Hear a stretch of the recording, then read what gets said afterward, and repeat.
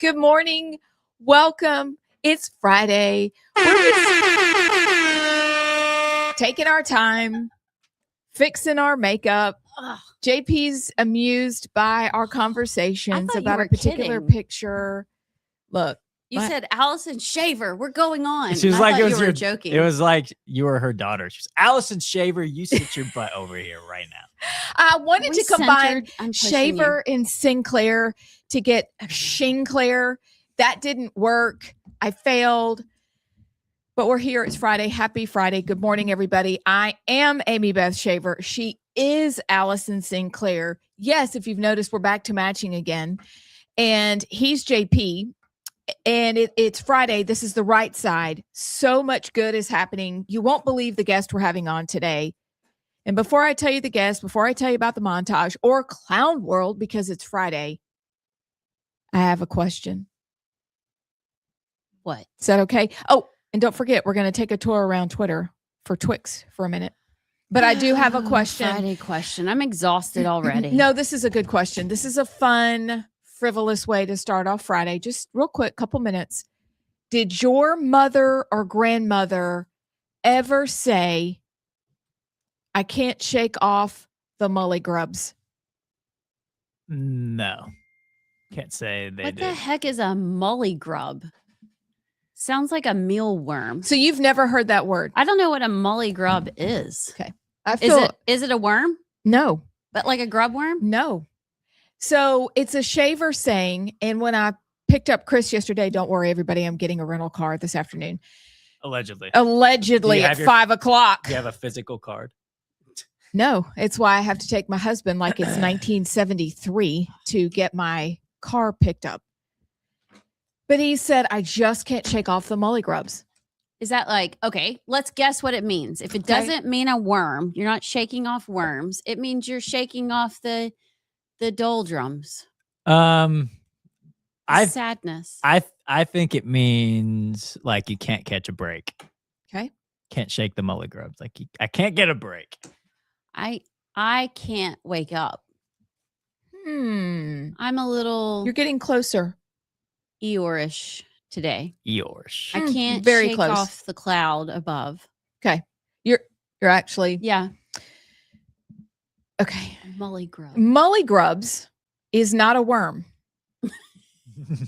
And some people call them molly grubs. I prefer not to. It's MU, mully grub, a state of despondency, ill temper, or grumpy mood. It is often used to describe feelings of melancholy, the blues, or sulkiness. Historically and informally, it also refers to a stomach ache, colic, or general intestinal discomfort. Well. But examples are quit your mully grubbing. She has the mully grubs. I've got the belly mully grubs. I don't like that one as much. I just like mully grubs. I think that is hilarious.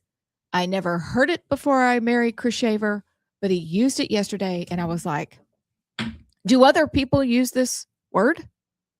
It's not used, and apparently it's an Appalachian in Southern America term. There's no way it originated in Appalachia. It's got to be from Ireland or Wales or something.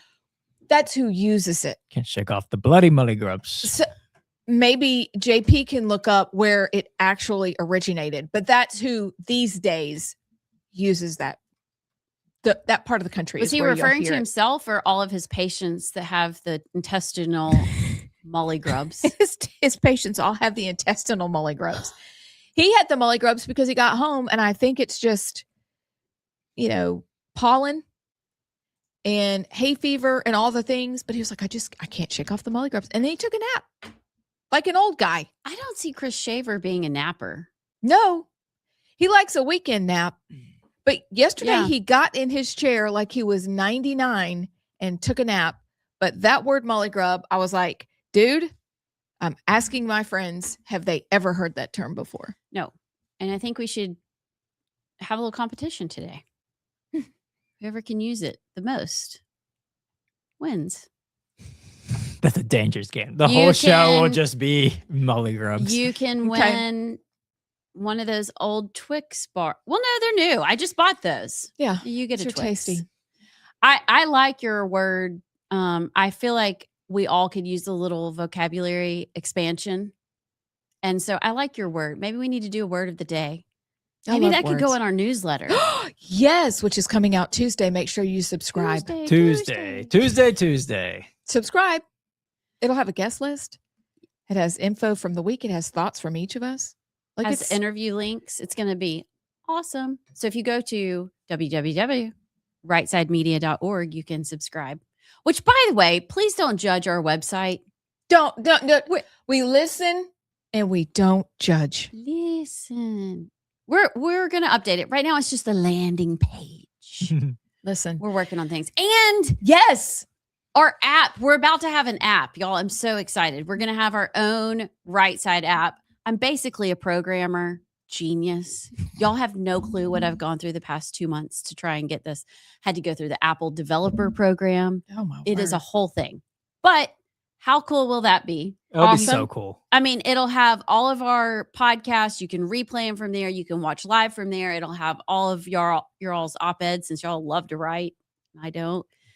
It will have sponsor information. It will have where you can go to get involved. It will have all the things. All the things. That was pretty good. All the things. Thank you. Becky Pringle's style. Becky Pringle? Yes. Becky Pringle. Becky. It's such a happy name for such an unhappy person. She is the permanent Molly Grubs. Her picture on here is her smiling, but it's a rare event. It is a rare event. I thought you were going to show it. Oh, no, like on my soundboard over here. Oh, really? It puts a picture up? You can put a picture. Like with Pivot, it's a picture of Ross with the couch. How about that is the girl, Catch Me Outside girl. Allegedly is Trump like doing that. Really? Yeah. Love. Heifer is just a cow. Yeah. Heifer. Okay. We have a heifer button? Yeah, remember it's. I forgot. We need merch desperately. I'm going to work on, I'll put it on my list. What is he saying? My husband is. Oh, he's not listening. He's sending me the Holderness. The Holderness family. Okay. Doesn't he have people to take care of? Yes, he's in and out, but he sends me funnies throughout the day. That's how I know he has like a 5-minute break. Oh, by the way. Yes, sir. So remember yesterday we were talking about the grape nuts. Oh, yes. And apparently my grandmother would put them in the microwave. Yes. I clarified last night with Lily about this. Yeah, she would put milk in the bowl, put the grape nuts in, and then microwave them, and then it would soak up the milk, and it would be soft. I guess it'd be like oatmeal, like kind of a little porridge. I am getting grape nuts today. No, don't. Yes, and I'm going to take a picture of my heated up milk-soaked grape nuts, and I'm going to let you know. Milk. Did Granny Ram put honey or sugar or anything, or was she straight ruffian and she just? Well, this was my Meemaw. Meemaw. I don't know. She probably did, but that tracks. I can see her as a grape nut eater like that. I would do a little bit of honey and then maybe like some blueberries. I can maybe. You can do it. I feel like we need to try that this weekend and take snaps and send it to each other. And like, this is our weekend vibe. We're just trying it out. Weekend vibes. Yeah. I hate honey though. So I wish I loved it, but I was made to eat it to coat my throat when I was a child. And so you got, okay. No, thank you. Okay. Now, guys, Allison, who's coming on the show today? Girl. Lady. Woman. Yeah, don't misgender me. Okay. I'm sorry. Okay. Ma'am. Who's coming on the show today? It is ma'am. Y'all seen that? No. I don't know what you just did. It's the guy that's like jacked and he's a transgender and he's getting mad at somebody in public who keeps saying sir. And he's like, it is ma'am. It is ma'am. With his beard and his biceps. Sure. Yeah. Okay. That makes sense. I thought you just got like really excited all of a sudden. No, today we have State Representative James Lomax, who is actually the new majority leader in the House, who will be coming on. If you remember and were paying attention and watched yesterday, Mo Brooks, former congressman, is running against him up there in, it's like, I don't know, Huntsville, Madison. What is it technically? It's not here. Southeast Huntsville, I think. Southeast Huntsville. I think. It's oddly It's my specific, district in JP. Huntsville, still Ooh. technically. Who you gonna vote for? Who you gonna vote for? I'm not Yeah, endorsing JP. it now. And so Mo Brooks has found, some PAC money that's coming in that is not being disclosed. It's gambling. It's coming into the state, which we all be knowing. And that's the thing. I went back last night and looked up and I printed it out. I was so on top of things to look at the House and the Senate voting records on the 2024. It was the most comprehensive gaming bill I think probably the state has ever seen.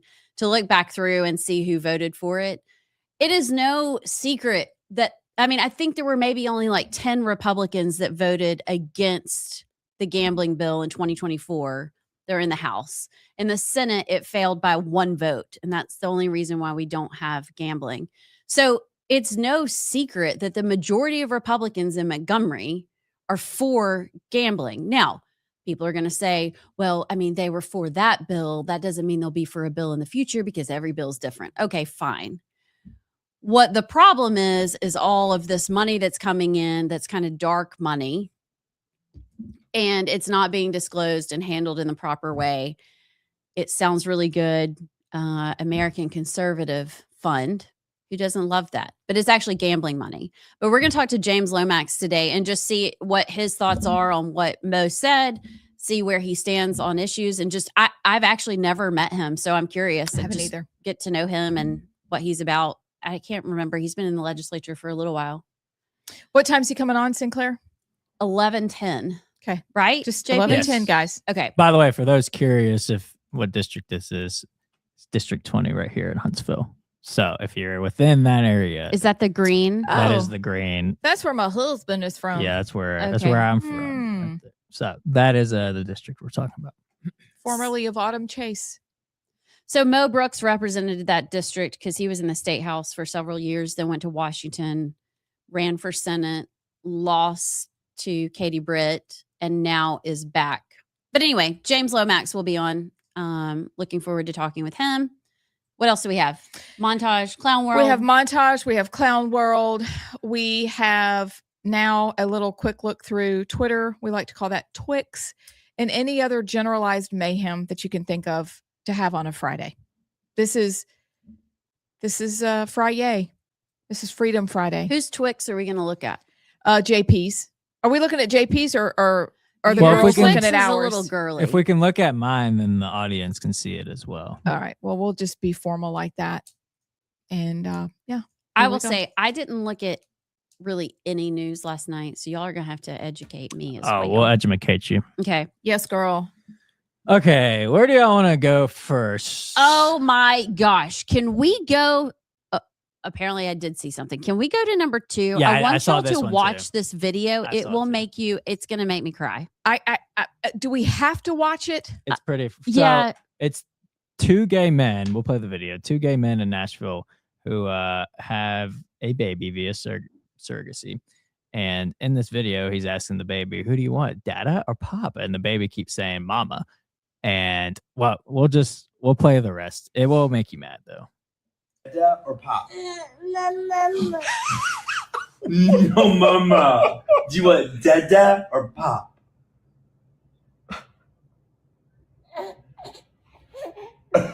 Who do you want?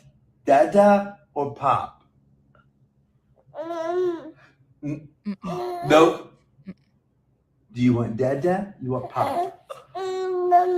No way, Jose. I think. Oh, there is no Mama. Yeah, exactly. So sorry. You have Dada and you have Pop. 2 choices. No Mama.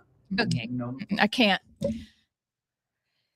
This is why that child instinctively knows that should not be allowed to happen. It should not. It should not. Period. IVF is a whole nother discussion. Surrogacy, a whole nother discussion. That is vile. It goes against God's design, and it is ruining children's lives. I'm trying to find, there was pictures of the comments on the video and they were really, they'll make you even more angry. I'm not seeing them on here though, but yeah. I can't do it. I'm glad you started talking. I don't know if I've cried. I cried on the old show, but I don't know if I've cried, but I have tears. Like that breaks my heart. I cannot even. I think some of like yeah. There are some kids that grow up that don't have the choice, whether it's through a divorce or a death, but like to purposefully put a child in that kind of situation where it's clearly against God's design, and that poor baby, oh my gosh. And what I think it was a boy will grow up. I mean, it's abhorrent. It's disgusting. It breaks my heart. There will be allow that. a vacuum in his soul because he knows there should be a mom. He knows it. Like, how do you tell somebody who can't talk yet, but if like instinctively ask for a mom?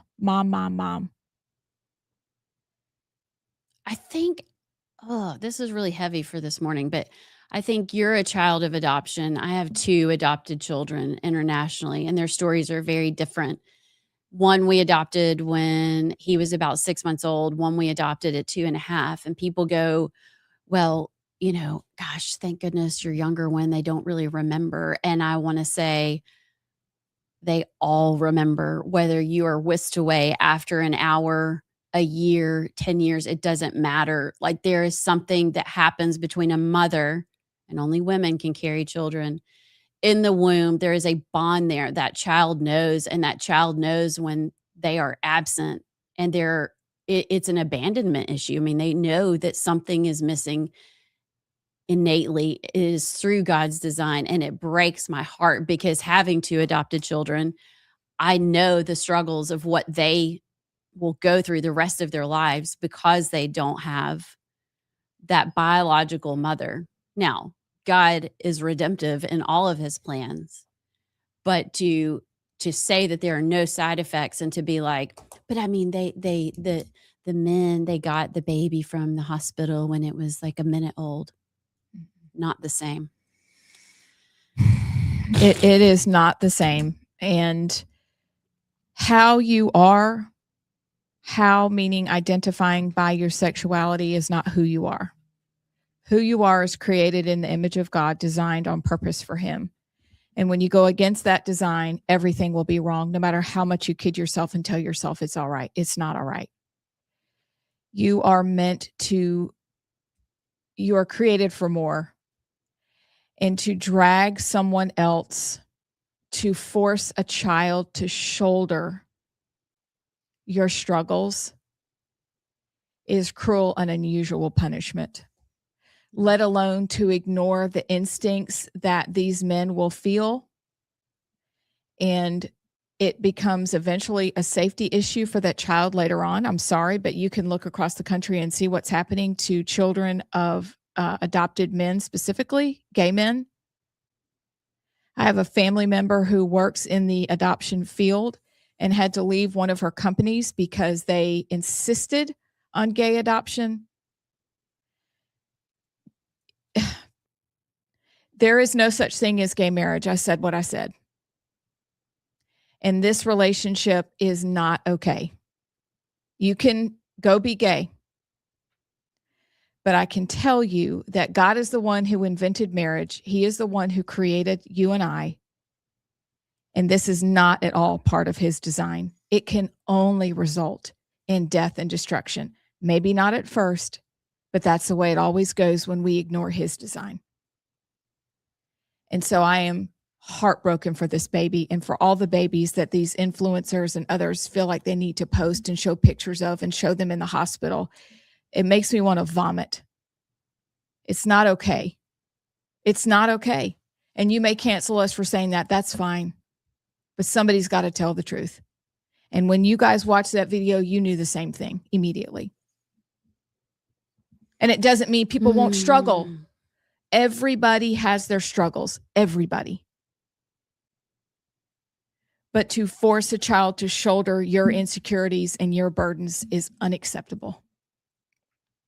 And I'm really sorry for that baby. And I'm really sorry for those men. I really am. But that's just Can we talk about grape nuts again? yes, Grape D's nuts. I'm trying it this weekend. I didn't see it taking that turn, but that's such a. I did see that last night, and I literally could not. I just read the little short little conversation of, baby says mama, and the dad say, no, mom, you don't have a mom. I couldn't even watch the video. That's the first time I've watched it. Where we are as a society is repulsive, but I digress. What else is trending?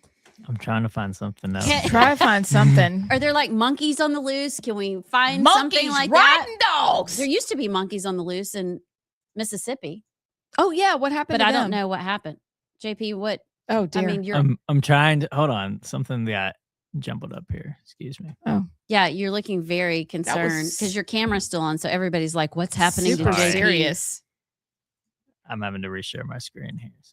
Oh, okay. Well, Okay. All right. Let's see if there's anything else. in Something. here. okay. What Something. was that? Like WWE? When you go to trending, it was probably. By the way, did Street y'all Fighter. see Terry Oh. Sewell questioning RFK Jr. I did. and her asking if he had ever parented a black child? It was a hideous question. And he didn't even know what she was asking. And it didn't sound like she did either, because she was trying to pin him down on what he said. And it was RFK Jr.'s testimony. And she was trying to nail him down yesterday, and it didn't go well. Type that in. See if, since that's Alabama, see if you can find Terry Sewell RFK because He looks at her like, yeah, huh? it's again, it goes back to like, aren't kids and people regardless of their color? I don't know. What does that Okay. mean? It's gonna cut over the break. So I'm gonna push the break back a minute, and then we'll play this video from here.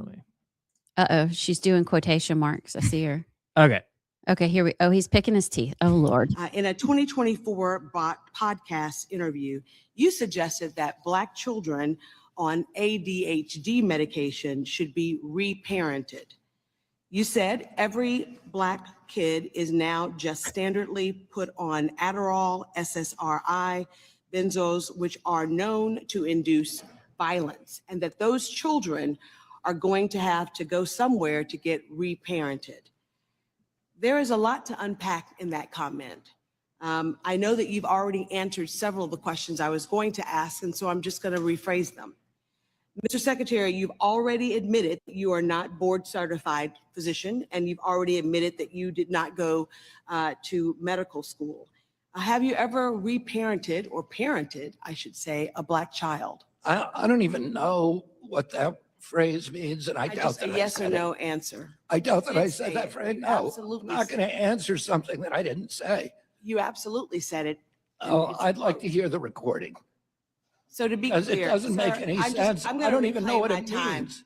I don't either. That's why I'm And asking. by the way, So to be of clear, you're not a 26 doctor, you have no medical degree, and you have no formal medical training. as And of you have never parented a Black as of child. 24 are of the suggesting 26 that HHS government- secretaries Mr. have not Secretary, had medical This is my degrees. time. And I say to the chairman, I want to reclaim my time. She's everybody's worst nightmare. I mean, that didn't make sense. They have no recording. Parenting a Black child. What? If a Black child takes ADHD medication, does it do something different than to white children? Or was she just saying he specifically targeted Black children in what he said, but he didn't say, or he says he didn't say? I will say this though. I don't think he was picking his teeth. I think he was putting a nicotine pouch in as she was saying. Yeah, that. I thought. Because you need it. Wait, there was one. During his testimony hearing, you just see him go like several times, and it's popping. Hey, Nicotine it's better pouches. than meth. Yeah. Those are the questions we're asking, guys. Not how can we make America healthier, but have you ever parented a Black child? They've Bye. run out of ideas, I guess. Can we go home now? No. Not yet. No. Okay. We actually are going to have a lot of fun. No Okay. more crying. No more crying. Okay. On the other side, we'll have the montage. Clown World, James Lomax. We'll be back. Amy Beth Shaver with Allison Sinclair, and we are joined by Admiral Brian Christine, who is the Assistant Secretary for Health at HHS, and it is a thrill and it is an honor, sir, to have you here. Thank you. Oh, it's a privilege to be here. It is so fun to have come back home to Sweet Home, Alabama, to come see my family and to do this, to work with y'all, to do this podcast, to help get the messaging out that we need to, so the American people know the good things that we're doing in Washington, the good things that Secretary Kennedy and President Trump are doing. And so as we start off, I have to give a shout out, obviously, to our president and to Secretary Kennedy, because they are working so hard to make this country healthier than she's ever been, to make Americans stronger than we've ever been, to make America great again. So thanks for the opportunity.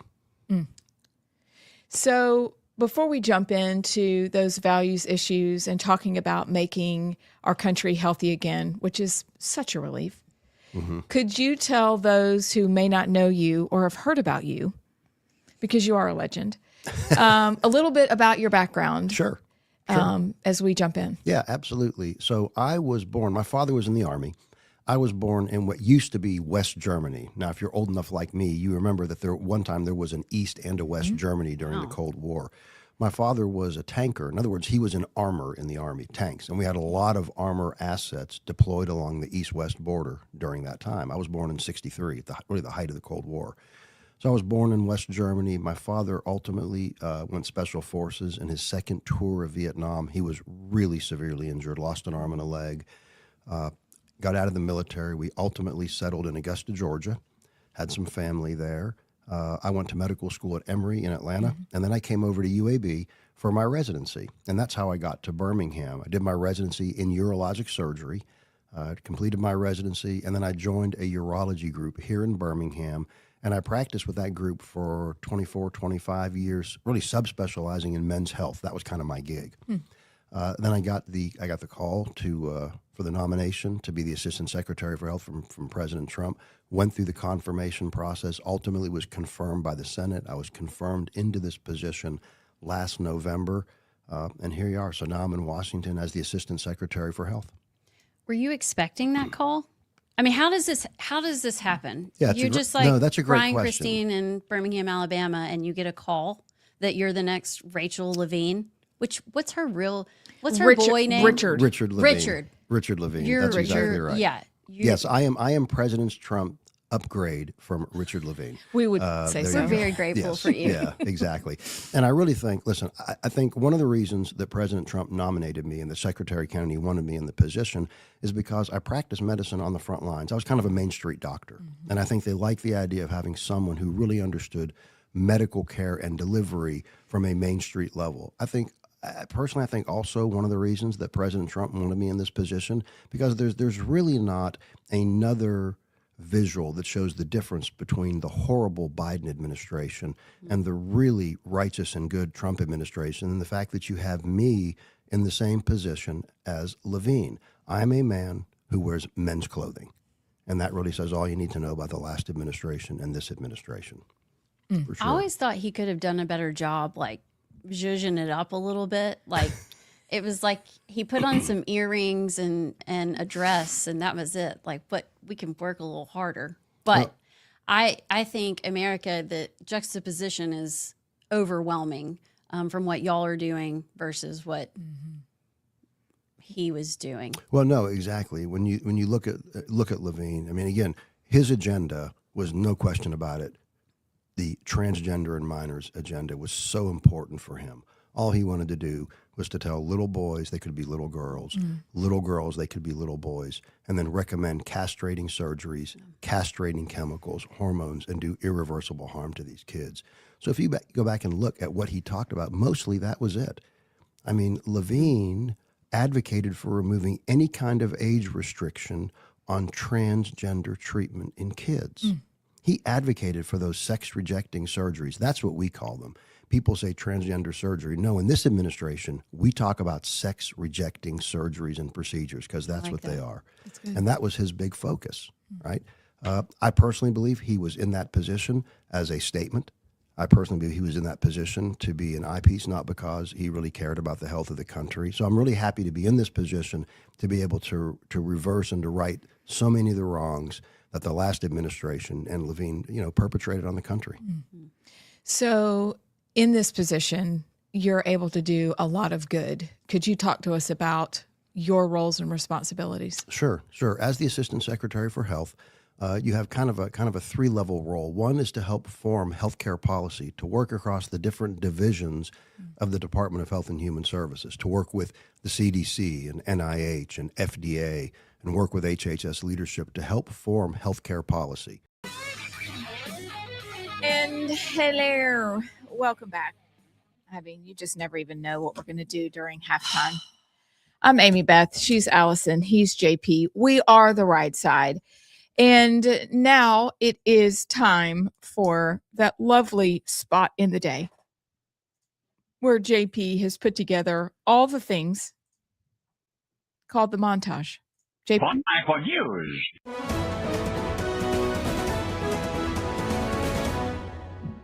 The House will be voting later today on a bill that would extend temporary protected status for those Haitians for another 3 years. And there is all sorts of outrage on the right this morning after 6 House Republicans voted with Democrats yesterday to advance this legislation. Congress needs to pass legislation, I'm introducing it today, that would deny pensions to every member of Congress who's convicted of a sex offense. Right now, you could be convicted and still get your pension. The only thing the government ought to be paying for people like Eric Swalwell is a jail cell. 10 missing scientists with access to classified stuff, nuclear material, aerospace.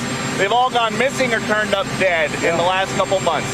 Based on what you've been briefed, what do you think is happening here? And do you think that this is connected or totally random? Well, I hope it's random, but we're going to know in the next week and a half. I just left the meeting on that subject, so pretty serious stuff. But we're going to be hopefully, I don't know, coincidence, if you whatever you want to call it. But some of them were very important people, and we're going to look at it over the next short period. I have been told by reliable sources that decision is done and that the minority is slow walking the dissent, so that states can't. And states do not have time to redistrict ahead of it. But I have been told very reliably that the minority is slow walking that dissent. These people are dangerous people, and they're a danger to the world. And all of the Gaza, that is the Iranians. You take what's happening in southern Lebanon, that's the Iranians. So, yes, I think President Trump has done the right thing. I hate war. I don't like war. Don't support war. But sometimes you have to fight evil. And that's exactly what President Trump is doing. And it will be a much safer world, much safer in the Middle East when President Trump gets this done. Real quickly, before, I don't know where y'all want to start, but the Sean Spicer, what was he talking about? He was talking about the Voting Rights Act and the racially gerrymandered districts that the Supreme Court, I believe, heard cases or heard arguments on either earlier this year or last year. But that's what he was referring to. Okay. And he was saying that the dissenting justices are slow walking their dissent and opinion in that so that we don't have to redistrict before the primaries. Right. Okay. Got it. Yeah. Okay. Which is interesting because you might have heard James Carville over the last day or so talk about how when they get back in power, they're going to pack the court. They're going to do diabolical things because they can. And here we have the dissenters on the Supreme Court going, well, we're just going to take our time. If that were Republicans doing that, they would lose their mind. And again, to the point from yesterday, why can't we ever take the reins and run with the opportunities that we have? We want to see that. And instead, who knows if this is actually going to happen? So, well, I don't blame. Do you want to just start there?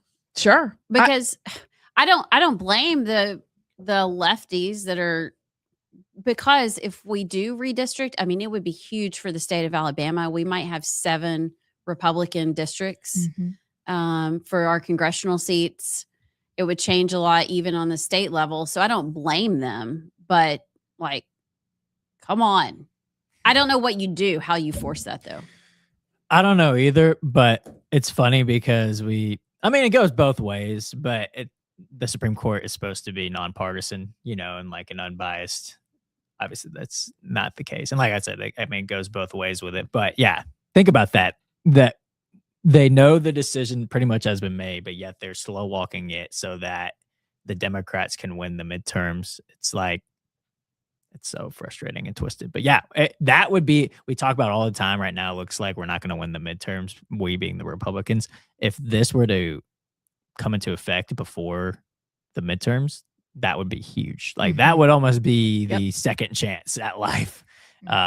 So it'd be big if but also just talking about the case itself, it is the argument that the districts have to be drawn and race has to be a factor. It's always baffled me that that's been allowed to stand for so long.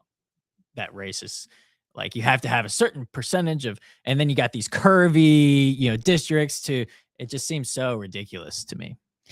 And if it were drawn based on race, remember, if you're going strictly by statistics and also by our friend Scott's idea, throwing both of those in there. But if I just saw Steve Day's comment on this yesterday, it blacks, and you hate to use that, we're all one tribe. Like, this is ridiculous. Well, that's 13% of the wording they use. 13% of the population, but it's decreasing. And I think Steve Day suggested that there's been a 5% decrease in the population. So even based on that, you'd have to redistrict, because then there's less of a voting district and you might get one that's the black district if you're basing it solely on statistics. But the idea that you're basing it on so you have enough black representation, how about just vote on who's best? But this idea that it is on race in this day and age, I can't believe we're still doing this. Well, and it's offensive if you think about it, because I mean, at the crux of it, what they're saying is, we got to DEI all of our congressional and state level districts, and so that there is enough black representation in there in each district. Okay. But what they're really doing is saying, we want more Democrats to win. And what they're doing is assuming all blacks are Democrats.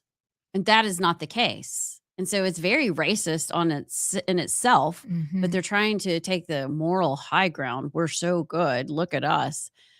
As Scott Beeson always said, and I'm sure he still says, give a kindergartner a crayon, take a map, and let them draw out the districts. We're done.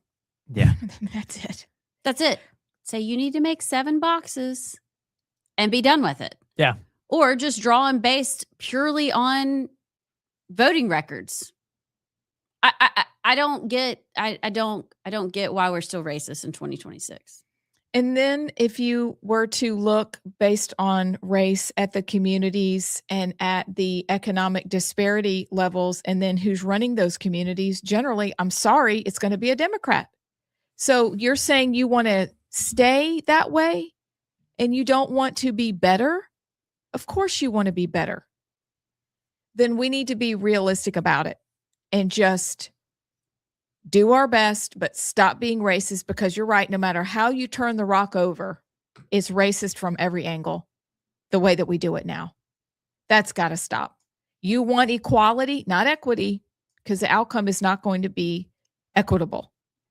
Equality means you all have an equal chance, but it can't be based on something arbitrary like that. That means you want Democrats to win and those policies to be enacted. And then what do we have? It's 2026.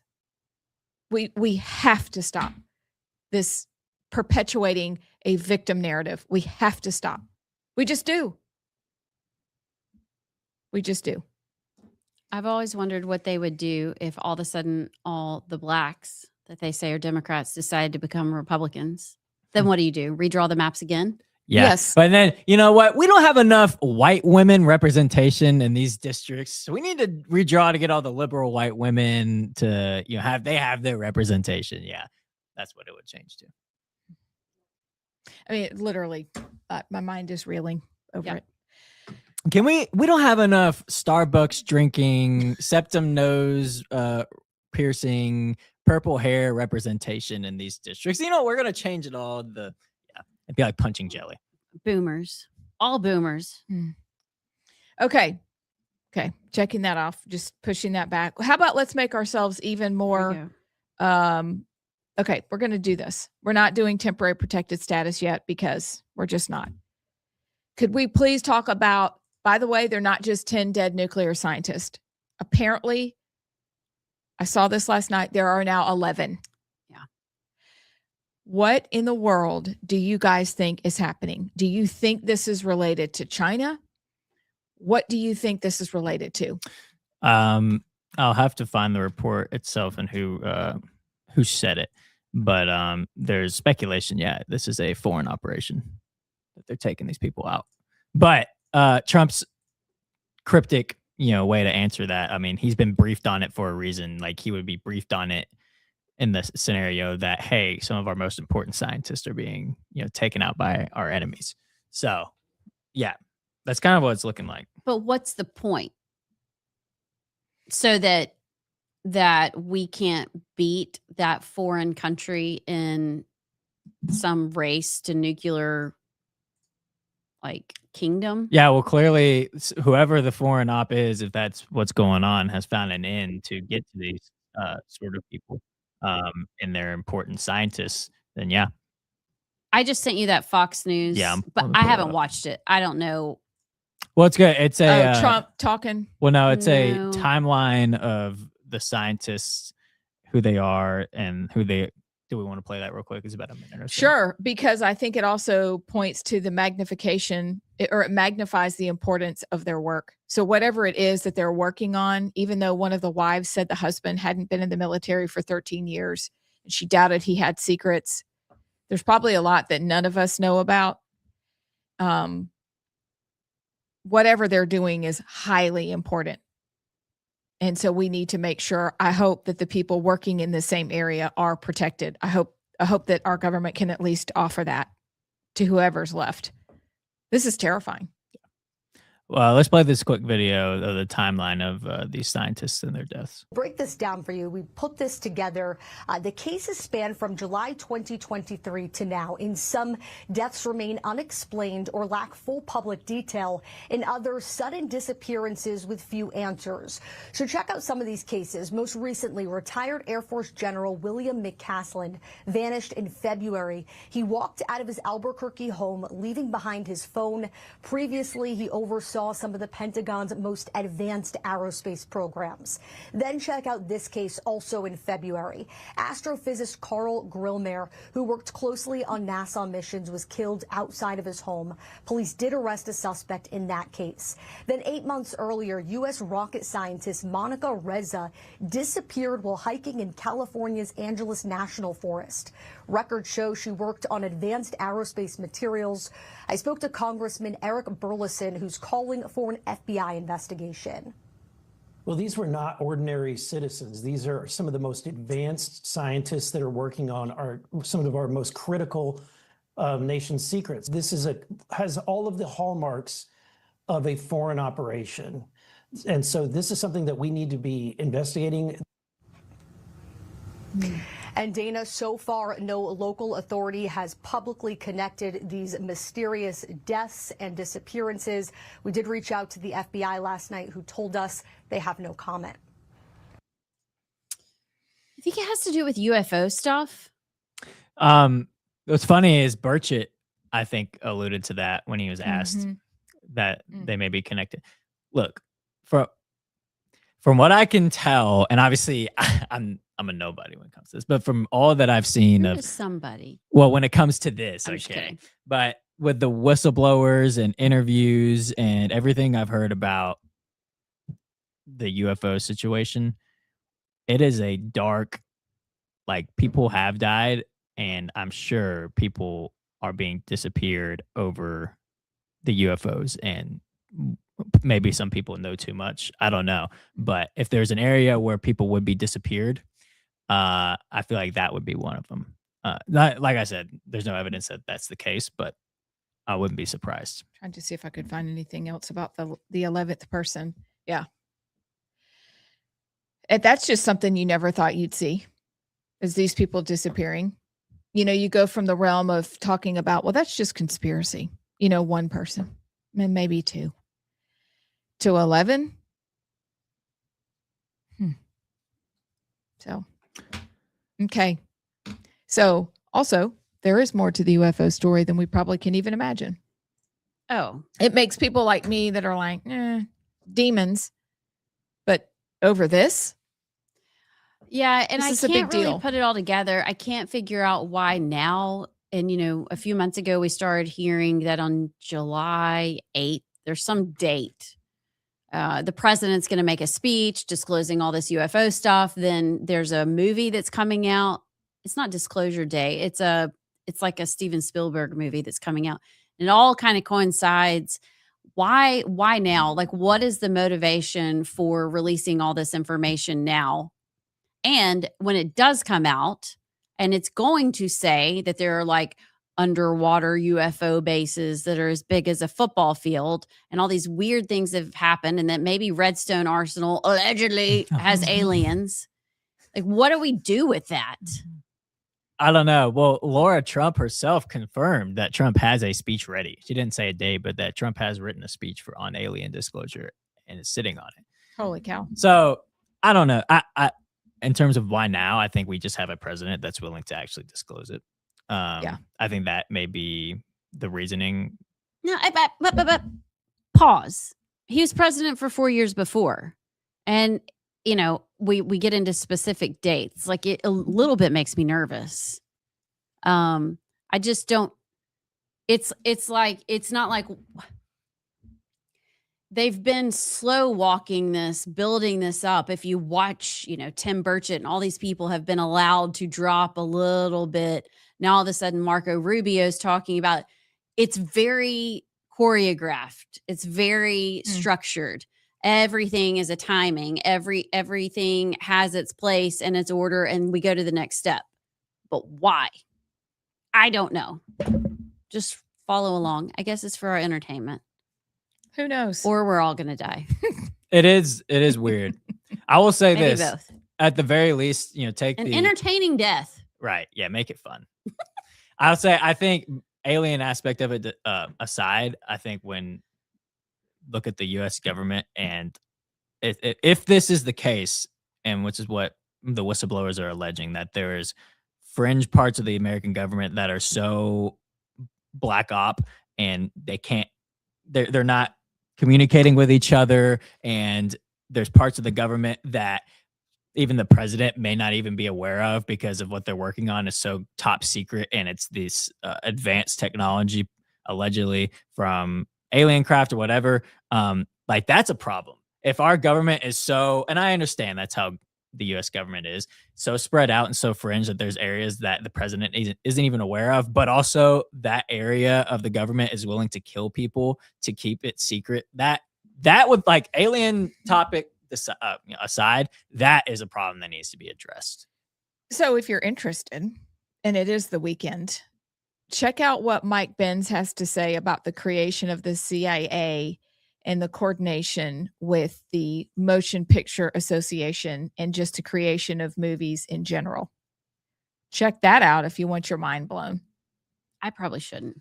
No, I don't think you should, but I think maybe you want to. So go ahead. Allison will come back Monday, like eye twitching, like. Well, so they have movies like The Good Shepherd that talk about MK Ultra, and it is loosely based on the man to whom they experimented and what happened. So there are movies out there that they'll acknowledge, yes, this is about that. But there is a coordinated effort, and I think the orchestration is happening across the board. I know. everything is not conspiracy. I'm not saying that, but I am saying it is interesting to look at the creation of the CIA, the connection to the movies, the connection to what we hear from the media, the connection to what we're hearing, that coordination, and why now is very interesting. But in my mind, listening to what Mike Benz, the whistleblower, has to say with receipts, fascinating. Even if you want to just listen to a quick talk of his, he gave it at Hillsdale College. It's like 30 minutes in their chapel, or it's an evening presentation. Fascinating conversation. Just check it out and see what you think. Just, check it out. Intriguing. Because there are many things that are coordinated. I can say that with confidence these days. Yeah. Well, I will say, last part of a Navy pilot, an older Navy pilot who I used to work with or work for. I won't say who it is. Let's just say his suspicion and his confidence is in the fact that it is so top secret parts of the American government that are working on technology that even other parts of the American government are not in the loop of. But that's just such a problem. And I'm not naive to think that that's not the case, with Russia or China, or whatever. But if you're working on, if there's parts of the government that are willing to take people's lives over it, and I'm not saying these 10, but they could be, that just needs to be addressed. Agree. Interesting. Very, very interesting. We'll see what happens. Okay. So we have 4 minutes? About 2. Okay. 2 minutes. How about we get started on this little tidbit and then we'll come back and finish with it. But temporary protected status, line please, TPS. We saw it balloon under Biden and Harris. And TPS feels so far away until you consider Talladega or Sylacauga or Arab, Alabama, or Albertville. And then it gets real. And then you have to wonder why Republicans, why any of them sided with the Democrats to give Haitians the ability to still remain here under temporary protected status. Why? I don't know anything. I didn't read the bill. You sent that you sent that text yesterday. Do you have a list of who the 6 were? I do. We can actually put them up. Right here. Rep. Maliotakis of New York, Rep. Lawler of New York, Fitzpatrick of Pennsylvania, Bacon of Nebraska, Jimenez of Florida, and Salazar of Florida. All right. Well, Salazar is the one who has the amnesty bill. Basically, she's a Miami, Florida. I get that. Maliotakis and Lawler, I don't really understand. I don't know. Maybe they have a high percentage of Haitians in their districts. That's the only thing I can think of. Bacon. It's a 3-year extension.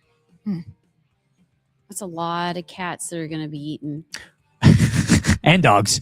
And dogs. Well, I'll say this. It's probably not going to pass in the Senate regardless. And Trump said already he'll veto it. So I don't think it's going to go anywhere. But I think the thread to pull on this is what a Republican majority in the House looks like. We can't codify Doge. We can't do anything else. But Haitians will get their temporary protection status extended. And there's no reason why Democrats should be cheering in the House after any bill passes when we have a majority. And that's what we saw yesterday. They were cheering? Yeah.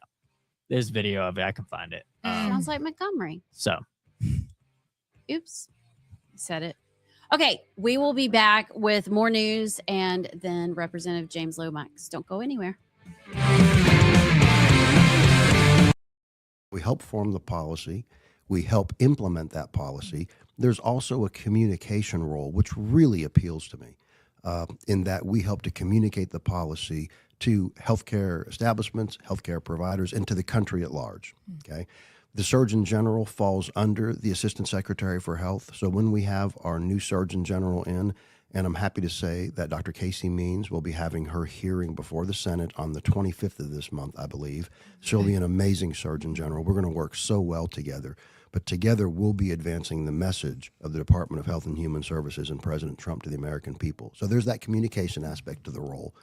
And then also, the Assistant Secretary for Health can serve as a civilian, or they can do as I did, which is request commission from the president. So I have been commissioned as the senior admiral at the Public Health Service, specifically the Commission Corps. So you have the U.S. Public Health Service, and then you have something called the Commission Corps, and these are commissioned officers. I'm a 4-star admiral. I lead the Commission Corps, and so one of the other roles I have is as a flag officer and admiral is to lead the Commission Corps of the Public Health Service, and that's about 5,400 doctors, nurses, pharmacists, therapists. Believe it or not, we've got a few veterinarians in there as well, dentists, dermatologists.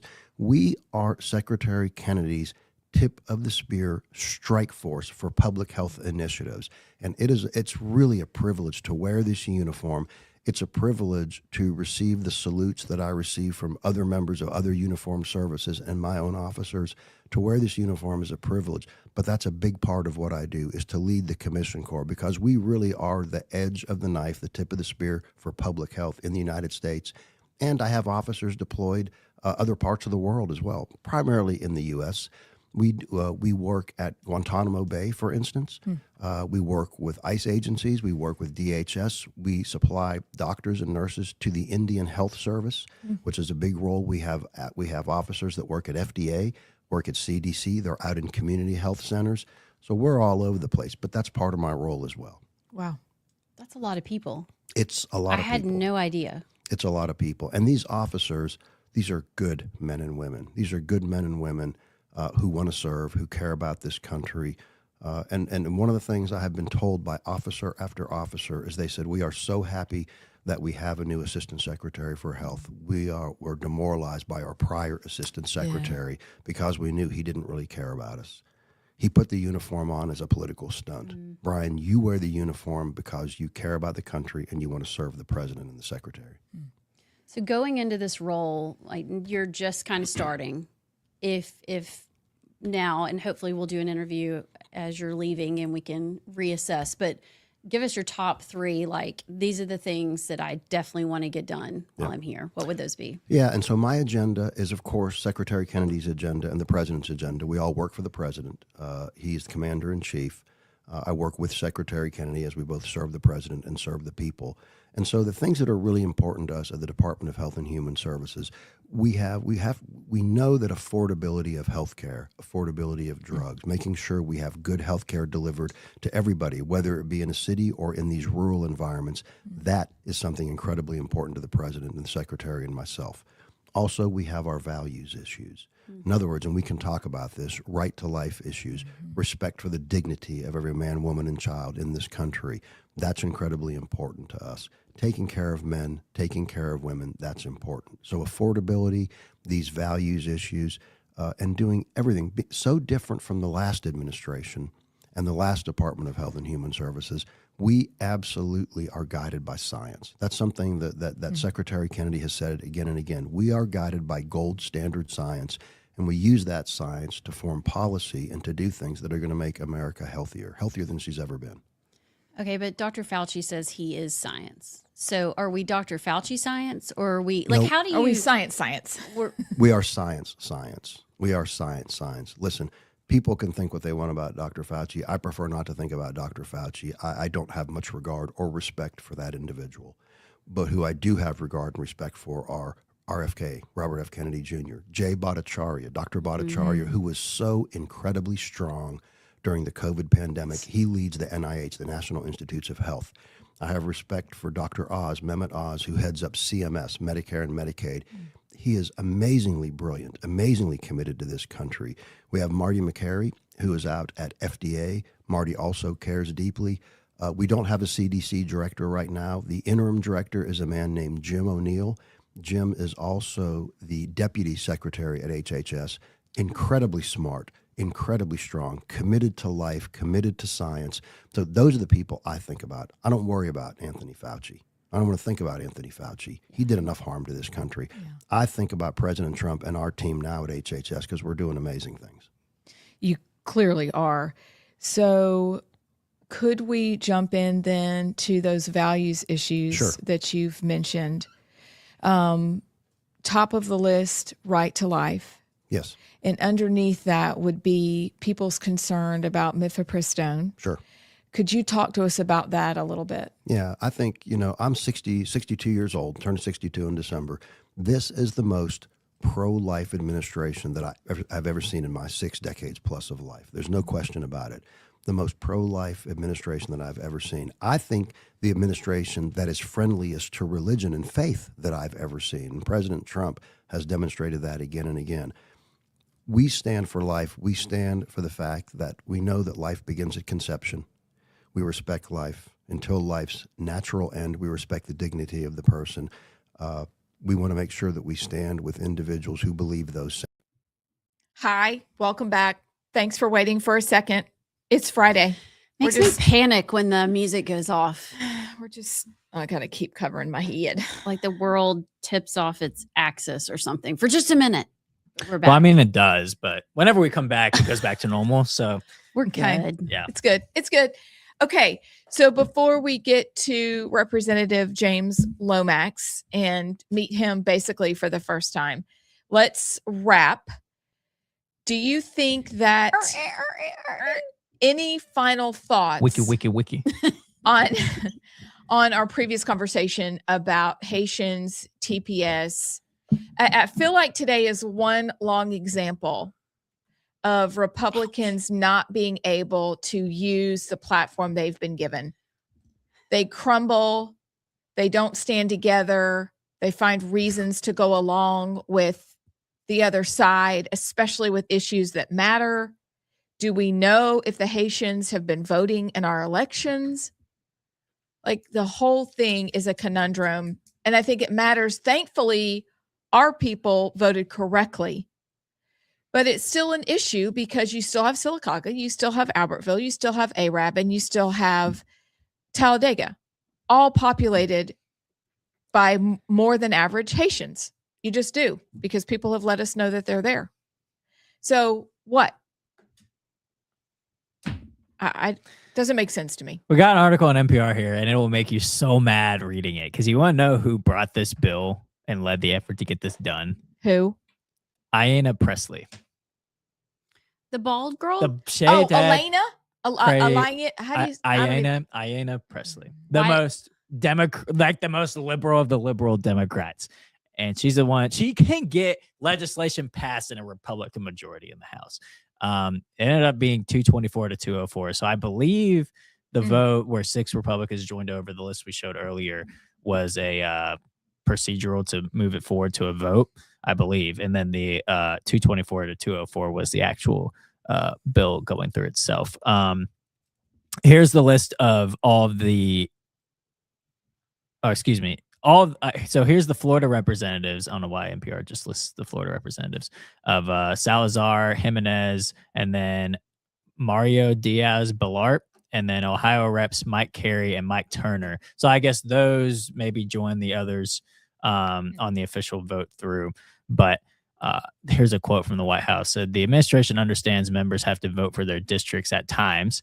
This terrible bill is going nowhere, and there has been a veto threat issued. The administration is focused on enforcing federal immigration law and putting American citizens first. And then I will also say this one last part.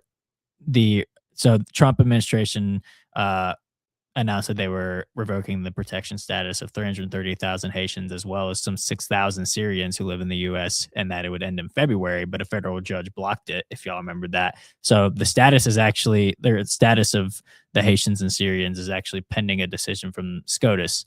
The High Court is set to hear arguments on that case this month, with a decision likely by June. So the Supreme Court is supposed to rule on the protection status of Haitians and Syrians regardless. So this may have just been a, I don't know. This may have just been a like ceremonial, I guess. I don't know. But it's just the fact that Democrats were able to get it through in the House that's the thread to pull on. Great. I don't know why. Okay, if if you know the Senate's not going to pass it, SCOTUS is going to rule on it and probably not in their favor, and Trump would veto it, why would you put yourself on the record as actually, well, Right. because you have to, your people back home. I get that.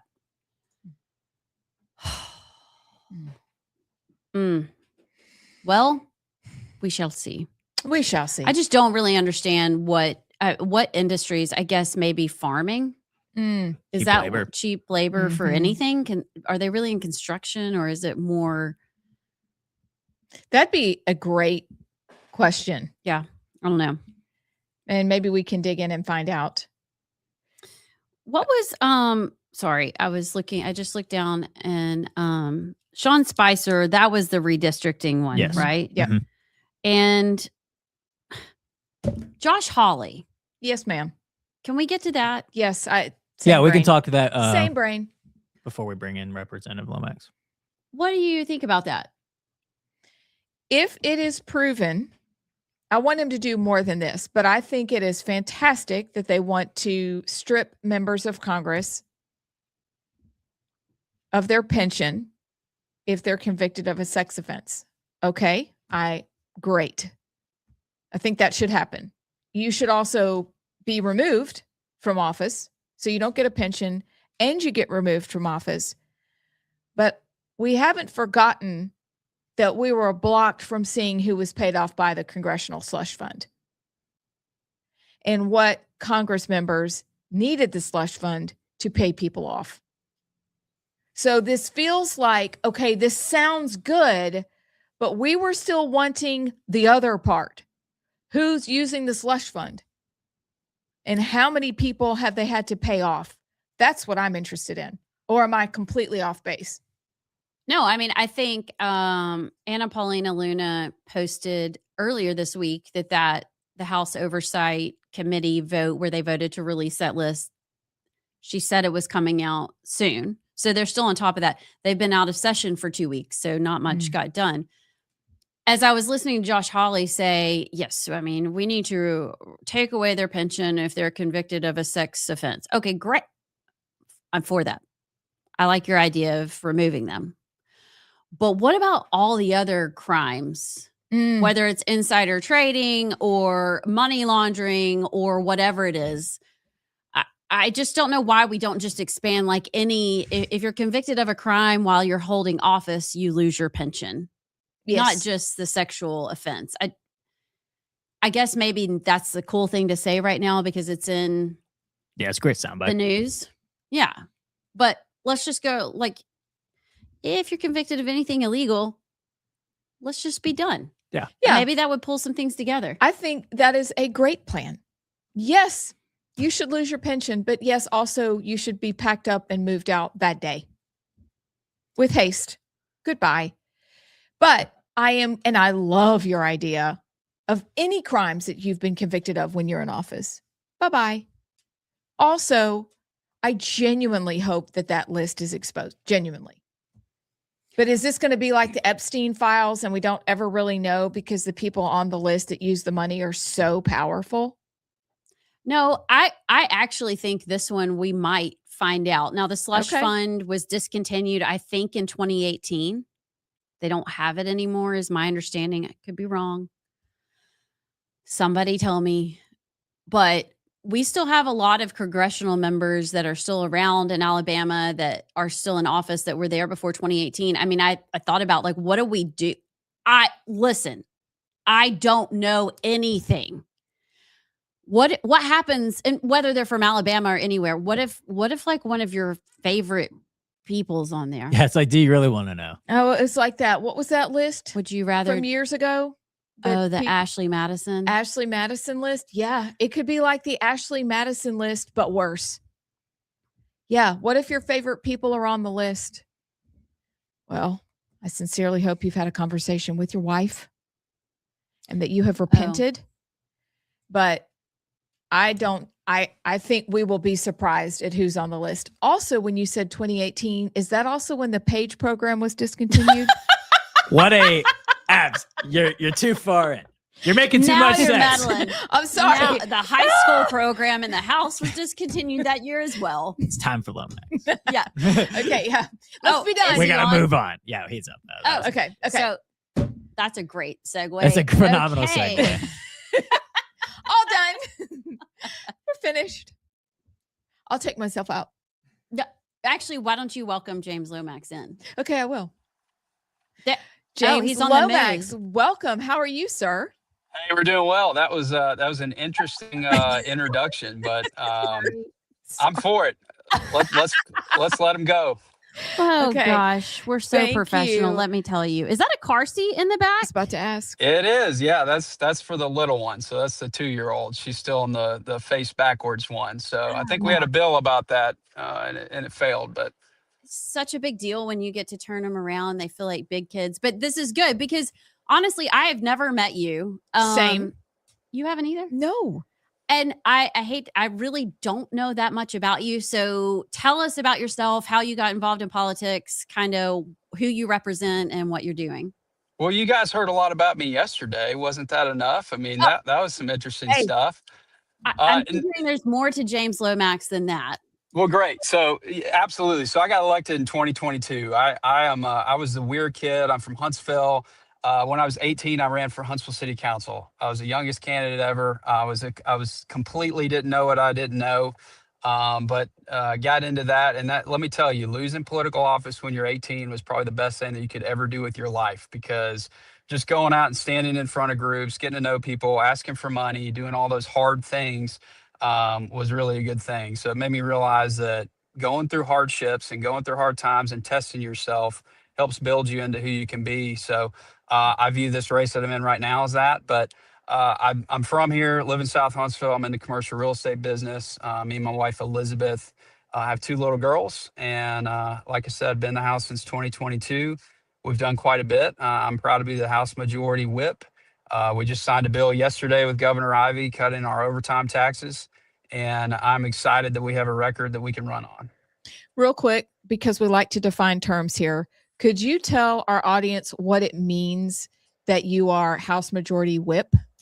Sure. Well, yeah, it's not like walking around like Indiana Jones with an actual physical whip or anything.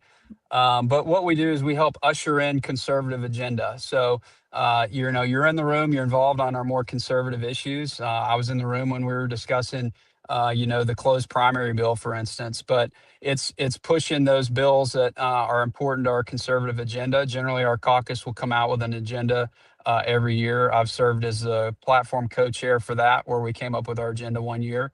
And then it's helping members with their stuff. So I've helped, members get co-sponsors on different bills or resolutions. And then at the end of the day, it's also counting votes on the floor if there's going to be a contentious vote. So like the Bose law that we passed, I was going around and seeing where everybody stood on that before we had the vote there. What would you say, like, why did you get involved in politics? I'm curious. Have you always been a conservative? And what would you say are your top priorities? Like if you had to give me the top 3 things that James Lomax, wants to get done in Montgomery, what would those be? Yeah, absolutely. So like I mentioned, I've always been involved and interested, and really started back in the presidential debates back in 2008. That's when I was in high school. I was on the debate club. I was kind of a nerd. And then I started to watch the news and watch those presidential debates. And Ron Paul actually stuck out to me. And that may shock a lot of people. He's the guy that wanted to get rid of, the Department of Education and get rid of the IRS back before those things were popular, in the Fed. And now we're seeing some of that, loosely, at least talked about more seriously. But that really is what energized me. I was able to meet him in Washington, D.C., and that helped solidify, I believe in limited government. I believe in the fact that the number one best thing we can do for somebody is give them opportunity and give them a purpose in their life. So that's what I'm trying to do right now. I mentioned I've got 2 little girls. How can we create enough opportunities here in the city of Huntsville, which is the fastest growing city in the state of Alabama, second fastest growing county in Madison County, and make sure we maintain that momentum, but do it in a smart way where you get all the crazy stuff out of schools, and you have strong schools that we can educate our kids. You've got strong infrastructure that we can keep up with the growth, and then keep life more affordable. Cutting taxes. We've cut $1.5 billion in taxes. I sprinkled in 85 million yesterday on top of that, but making life more affordable for the people so that they can stay here in Alabama. So you mentioned our interview yesterday, and we would just love your thoughts on the interview or your thoughts on gambling in general. Do you support it or no? Absolutely. Well, so I think it may have been Allison that mentioned, she said, I really wish more legislators would come out and have their opinion about gambling and put it out there.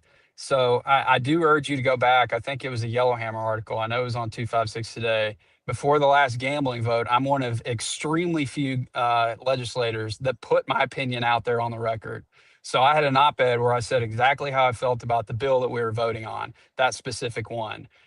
So I do think people need to know exactly how you feel about gambling. I think overwhelmingly people want a chance to voice their opinion on it. I voted to give the right of the people to vote on that last time. I've heard a lot of rumors this election that I want to put a casino in downtown Huntsville and things like that. That's absolutely asinine. I don't want casinos. I don't want them in our backyard. I think that they bring riffraff.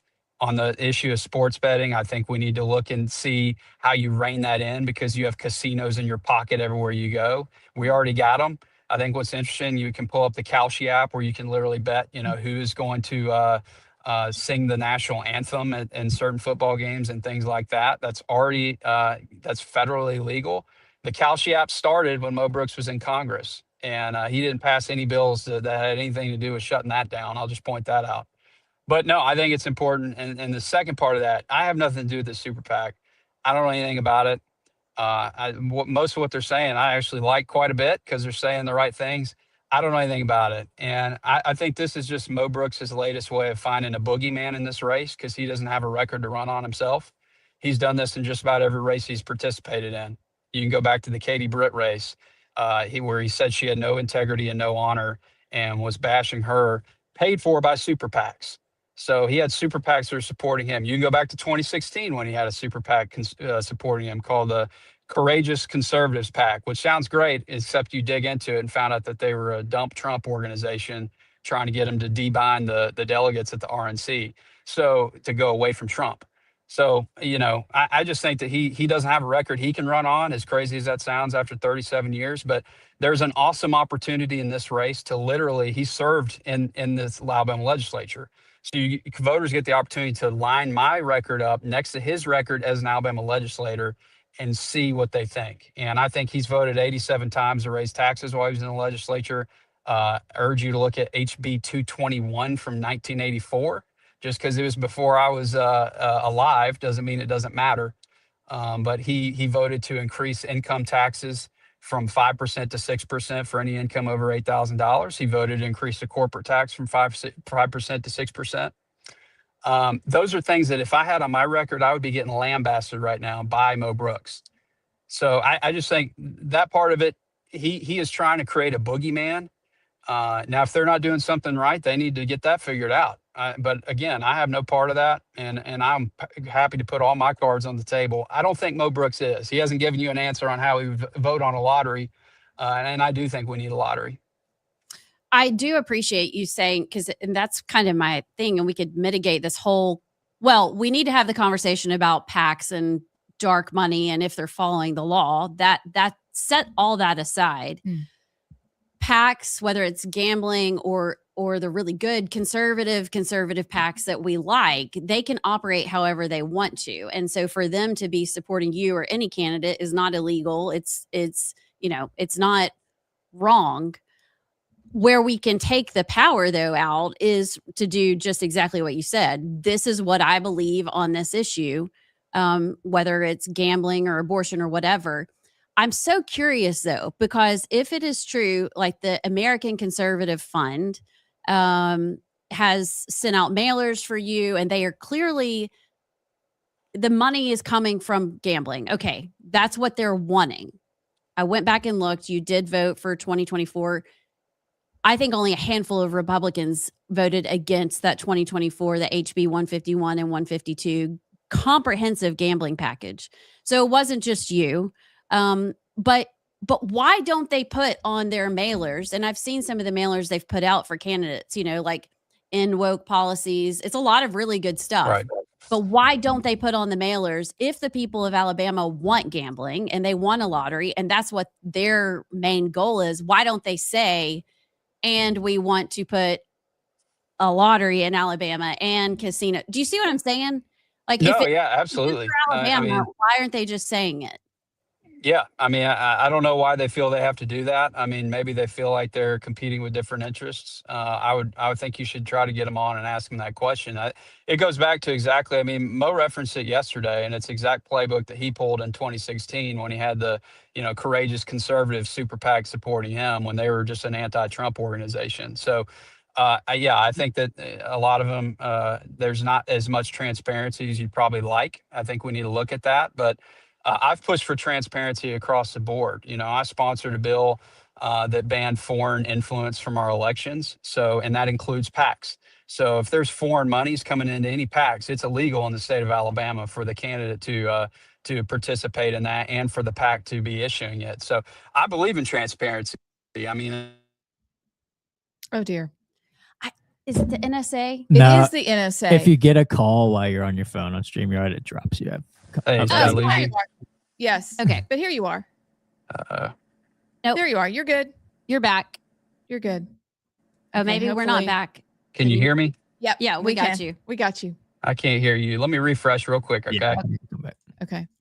I swear it's the NSA. It is the NSA. It was yesterday and today. Okay. He'll be back. Who will be we'll, back? We'll push the break back a little bit so that Okay. we can come back and have more time. All right. That'd I'm be great. curious, and I appreciate him saying I voted for it. So It's All right, he's back. quite Welcome back. refreshing. Okay. I'm back. This- So Okay. sorry about that. Someone was trying to call me. I think transparency is important. I'd point out that, the same Mo Brooks that's pushing for transparency is the one that was selling Pfizer stock during COVID-19 and was late in disclosing that. So transparency is a number one issue to me. Okay. Quick question. When we bring up just a lottery, do you think, because I'm way older than you are, we voted it down several times in Alabama. Do you think that if it's put on the ballot and people say no again, is that an issue that's going to continue to come up, or will y'all go, okay, we're not going to bring this up? Yeah, I can't really say. I mean, I'm not really sure. It's you can look at the legislature changes throughout the decades. I mean, there's some that have been there a long time that may have been there back when it was voted on last time, but the legislature changes, the population changes, the people's appetites change throughout time. So can't predict the future on that. I'd like to settle it once and for all. I think a lot of people would, because it seems like it sucks out the oxygen anytime it comes up. But it's one of those things that here we are, we're in an election, we're 32 days away from it, and all Mo Brooks wants to talk about is the special interests, not the issues that are affecting the people of Alabama, like affordability. I am curious on that note. If you are reelected, what will your priorities be next session? Obviously, gambling is going to be in the conversation, but if we can look past that, what do you think the legislature wants to get done in 2027? Well, I want to expand, even further and fully fund the Choose Act, and making sure that everybody that wants to participate in that has the opportunity. The next thing is everything that I'm running on right now. We got to completely get rid of the grocery tax. I was happy that we tagged on the grocery tax holiday, but the fact that we're taxing groceries anyways blows my mind. And I'd like to see if there's a way we can get rid of the income tax. Like I mentioned, when I was running for city council when I was 18, I didn't fully understand the magnitude of taxes. And now that I've got two little girls, the income tax, and you get to see your W-2 at the end of the year, it's a little bit depressing. So if we can limit that from, the state of Alabama perspective, we've got to figure out a way. And that's looking at taxes holistically. I mean, on one hand, I said, let's fund the Choose Act. On the other hand, I said, let's get rid of the income tax. So I know it's going to take some time. It's going to be hard work over the next 4 years, but those are some of the things that I'd be for. Yeah, be great. Yeah, that would be great. Okay, so if people want to follow you, support your campaign, where can they find you? Absolutely. So just Google Friends of James Lomax or James Lomax, and we got lomaxforhouse.com. We're on Facebook. I give out my cell phone number. I believe it's on the website. So happy to talk to anybody anytime. And I'm really thankful you guys were able to get me on. That's John Merrill level. That's good. John Merrill will take. I'm not John Merrill level on the cell phone, but I haven't visited all 67 counties. I don't know that I ever will. I'm just happy in Madison County. How many? John Merrill cracks me up. How many days have you been in office? 365 days, 4 hours and 17 seconds. Don't start doing that. Yeah, please don't. Yeah. All I know is we got 32 days until the election on May go. 19th. And I'd appreciate the vote of people of District 20. That's the important. I cannot wait for May 19th to get here and go. Thank you so much for being with us. Keep us posted. And I'm sure this isn't the last time we'll talk about you, but we would love to have you back on, and we will keep this conversation going. Happy to. Thanks, guys. Thanks. Thank you. Yeah, that race has turned into a really, I guess anything Mo Brooks is involved in is it's going to be contentious. It's going to be fiery for sure. He just has that personality, but I do appreciate James Lomax coming on and just being like, I mean, okay. bravo. Yeah. Seriously, bravo. And for telling us where you stand, for telling us what you voted on. More people, whether you agree with that or not, more people, this is what we want. Maybe James, should he win re-election, will be like Tim Burchett and take his little phone and make recordings after votes and up the transparency level in Montgomery. Wouldn't that be a thing? That would. And here's the thing too, like we had Mo on yesterday. I think we want our audience to be informed on both sides on every issue.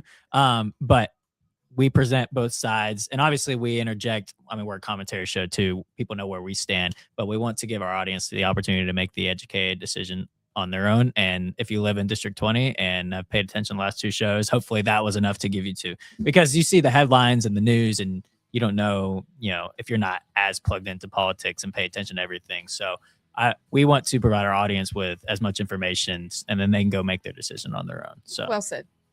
I just, mad respect for anybody that could come on. We clearly stated yesterday we were very anti-gambling, very, against the lottery, all that.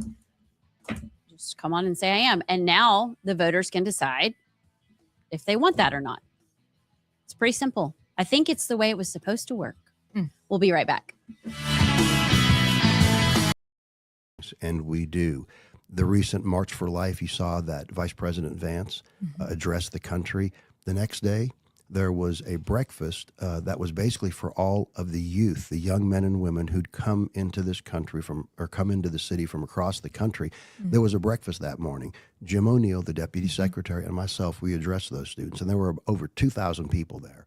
And we talked about the fact, what we're doing for life, the fact that we know little boys are little boys and little girls are little girls, the fact that we know life begins at conception, the fact that we are doing things like, for instance, through my office, the Office of the Assistant Secretary for Health, we administer the Title X funds. So let me tell you, so just recently, because of our oversight, directed by Secretary Kennedy, our oversight over Title X funds, $2.3 million of grants that had been given before us had to be returned by Planned Parenthood. $2.3 million that will no longer go to killing children. $2.3 million that will no longer go to lying to women. Because of our oversight, they gave that money back, which is a huge victory. Absolutely. We make sure that we're enforcing the Hyde Amendment. President Trump, Secretary Kennedy, and myself, we are strong for this. No federal dollars are going to go toward abortion or procuring abortion services. We are strong with the Hyde Amendment, and we are making sure the Hyde Amendment is being enforced, unlike the last administration. Yes.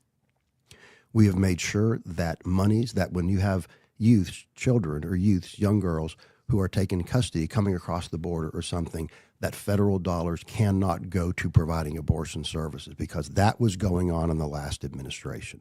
just totally disregarding the Hyde Amendment. We stand strong. That's no longer happening. So for those right to life issues, we've been incredibly strong about that, and we're very vocal about that. Again, one of the things that impresses me most about Robert F. Kennedy Jr., and he's always been this way, he really realizes that God has given an inherent dignity to every man, woman, and child, and we respect that dignity. As an adopted person, and I know as an adoptive mother, we are so thankful for those policies. And as women who've lived through the nonsense, that the lies that have been heaped upon us, that you have to kill your child to have a life. That's right. We're very grateful for your stand in that regard. Again, all of this is a privilege, but we have to do it for the country. We have to and we have to remember too that all of the wins that we have in this administration and this Department of Health and Human Services, it only takes one election cycle for things to reverse. And so we can talk about this more later, but it's incredibly important for us as conservatives, for us as people of faith, to be motivated to vote in November, to get out, support those candidates who stand with President Trump and his agenda. It's going to be more important than it's ever been. I know every election it's like, this is the most important. So I'm not going to use that hyperbole, but this is an incredibly important election in November. So I want all of the people, all of the men and women who watch this podcast, who listen to this podcast, and there are so many, I want them all to know, tell your friends, tell your families, we've got to be out there supporting candidates in congressional districts and Senate races that support the president in November. You posted recently about gender affirming care, gender dysphoria, and kind of your work, and you just mentioned, right to life. That I would agree that is a life issue. Were you surprised when the American Medical Association came out recently and said that gender affirming care, genital mutilation, all that should be put off till adulthood? And do you think that we're maybe turning a corner on all this? I think that is I'm so glad you asked that question because yes, so the American Medical Association is certainly backing away from its prior stance. It was the Academy of Plastic Surgeons. I think that's the right name. The Academy of Plastic Surgeons that said, and this is landmark, they said just this past week that we recommend that we don't do those mutilating surgeries, what we call the sex-rejecting surgeries on anybody under the age of 19. That is huge. That is huge. And I think we are turning this corner. We can never take our foot off the accelerator because I like to say that gender theory is like a vampire. It'll come back. You may think you've killed it, but it'll come back in the next hostile administration. So we always have to keep our foot on the accelerator for this, and we are, and I am, and President Trump certainly is. But yeah, I hope that we've turned a corner. I really do. This really started with, again, science. So we released at HHS, we released something called the Gender Dysphoria Report, and that was back in the fall. We released this report that basically looked at all the science, and we said, no, the wrong way to treat these children is to perform castrating surgeries. The wrong way to treat these children is to use sex-rejecting chemicals and hormones. The right way to treat these children is with compassionate, competent mental health care. Now, personally, as a person of faith, I personally believe that if the child's parents want this, I think pastoral care is incredibly important to support these kids, right? But we initiated that report. The report was released, and then we did something even more. We had what was called the peer review of that report. So we invited scientists, not all of whom were aligned with us, to say, review this report. Tell us what you think. Put your politics aside, go by the science. And they had to say, you're right. The science backs up exactly what you're saying about this. So I think things like we're seeing with the plastic surgeons, things like hopefully we're going to be seeing more with the AMA, really the shot across the bow was the gender dysphoria report. Because, again, Secretary Kennedy has always said, we use gold standard science to guide our decisions. That's gold standard science. Those kind of things, sex-rejecting surgeries, horrible chemicals and mutilations, that's not the way to treat these kids. I am not going to take my foot off the accelerator on this because, like I said, it is a vampire. If we don't stake it through the heart and if we don't kill this whole... JP has had to wait on us all day. I've never heard that song before. Is that new? Does it No, we always just play? don't get to that part of the song. Oh, we were not ready. Okay, we're back. Hey, guys, be serious for the love. Like, serious. For what? Hey, I've already cried today. Okay, Oh. that was serious. Yeah, no, it was too that serious. actually was really serious. Oh, I can't think about it again. Yeah, that was... Mama. Mm-mm. You don't have a mom. But Yeah, if we get into it again. Okay. Yeah, let's move on. Okay. All right, moving on. Moving. Let's do a 3.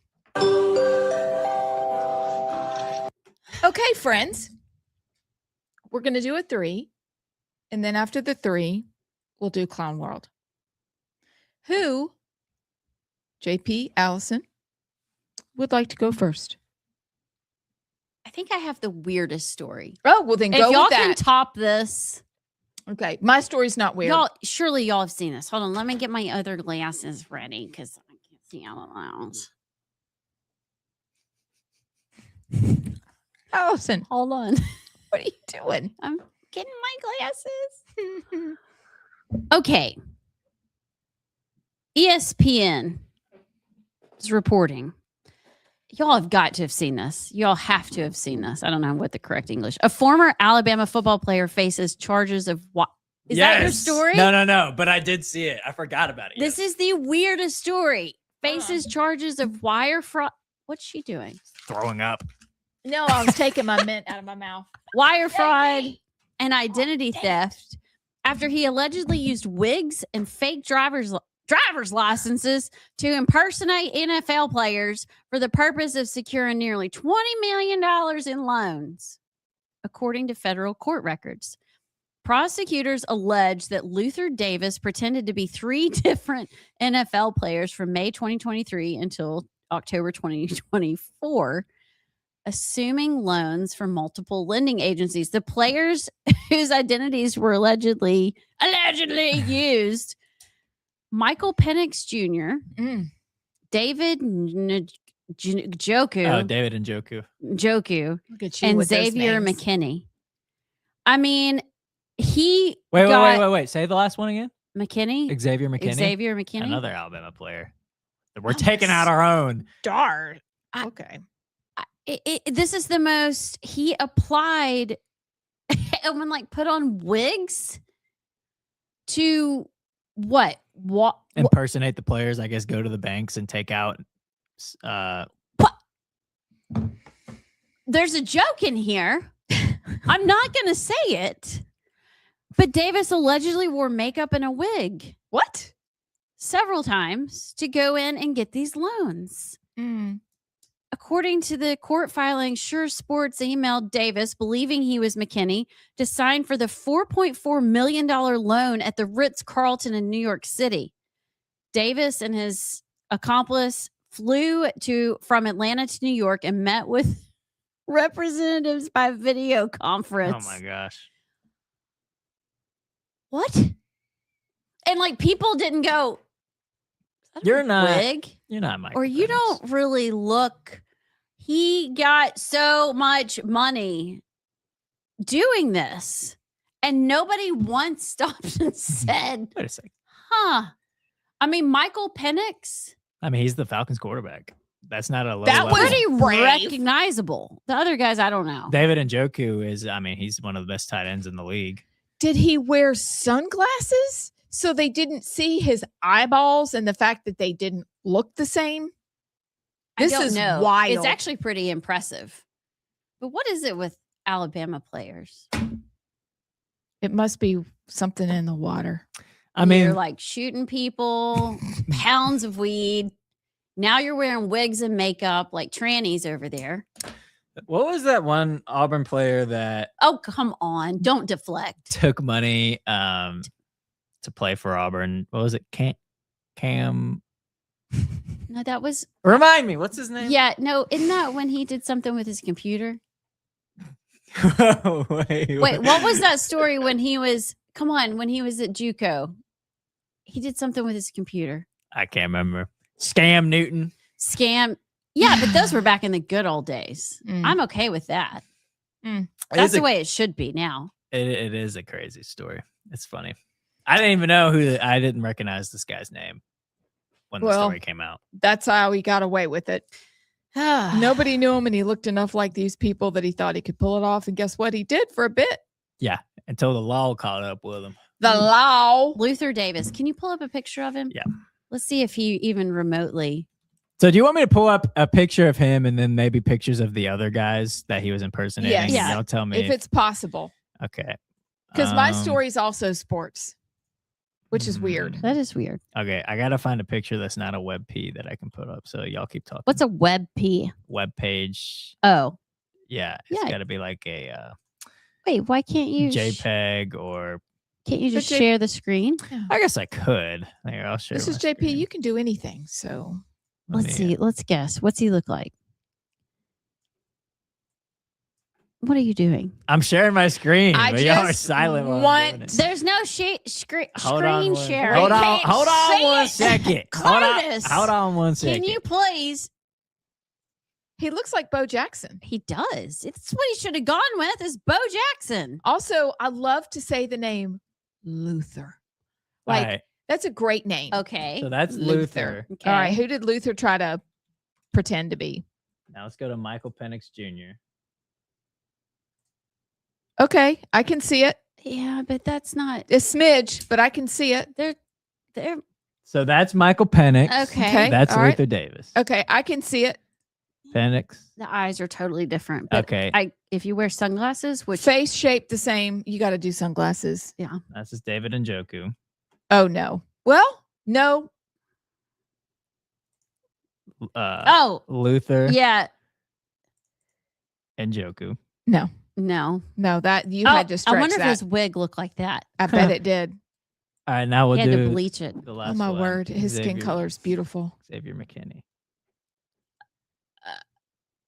Oh, no. Wait, which? He tried to play like he was Xavier? I can kind of see that one more than. I agree. Do you think his wig looked like that? Yeah. He had to do a lot of bleach. What? So Okay. that's Xavier. We'll go Luther. Okay. Xavier. Mm-mm. He's got a neck Wait, tattoo. he looks different Yeah. here when he was at Alabama versus now, but I think Well, maybe how it is old is the he now? massive neck tat. Just for free, don't get neck tattoos. That's just 27. Oh, he's not aged well. bless it. He That's looks like he's something Chris 40. Shaver says. Yeah, he has the glum bugs, He has the mully grubs. the molly Hey. grubs. Heck of a safety, by the way. Okay.